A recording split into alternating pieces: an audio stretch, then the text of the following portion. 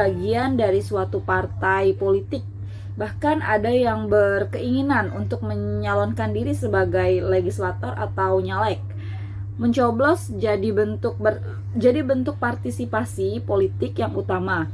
87,2% responden menyatakan bahwa bentuk partisipasi politik yang paling banyak dilakukan adalah mencoblos saat pemilu. Partisipasi ini menunjukkan bahwa di tengah kemajuan teknologi dan informasi, mencoblos masih dianggap sebagai tindakan paling konkret dan signifikan dalam berpartisipasi secara politik.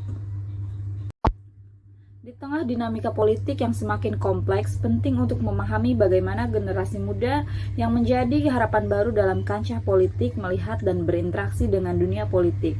Sejumlah survei yang dilakukan oleh Katadata pada Oktober 2023 memberikan gambaran menarik tentang perspektif anak muda terhadap politik. Dengan 1.005 responden yang terlibat, hasil survei ini mengungkap beberapa penemuan penting. Di antaranya 59,8% anak muda memiliki ketertarikan terhadap dunia politik. Dari survei tersebut terungkap bahwa mayoritas anak muda memiliki ketertarikan yang sama terhadap dunia politik. Bentuk ketertarikan mereka beragam. Beberapa mengikuti perkembangan berita politik, berpartisipasi dalam pengawasan pemilihan umum, memberikan dukungan kepada kampanye partai atau politisi tertentu. Ikut partisipasi politik berkontribusi terhadap perumusan kebijakan publik.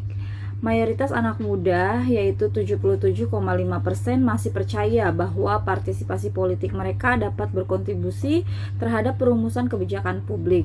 Meskipun demikian, ada juga sebagian anak muda yang skeptis dengan 18,5% tidak percaya dan 4% sangat tidak percaya bahwa partisipasi mereka dapat membuat perbedaan dalam perumusan kebijakan publik. Kriteria capres ideal dan isu prioritas bagi anak muda dalam memilih calon presiden. Anak muda cenderung menyuarakan kepentingan mereka dengan mempertimbangkan kinerja, rekam jejak, kejujuran, dan inovasi sebagai faktor utama. Sedangkan 3 isu terpenting bagi anak muda yang harus menjadi prioritas para calon presiden adalah penyediaan lapangan pekerjaan. Di antaranya ada 48,2% responden yang mengharapkan hal tersebut.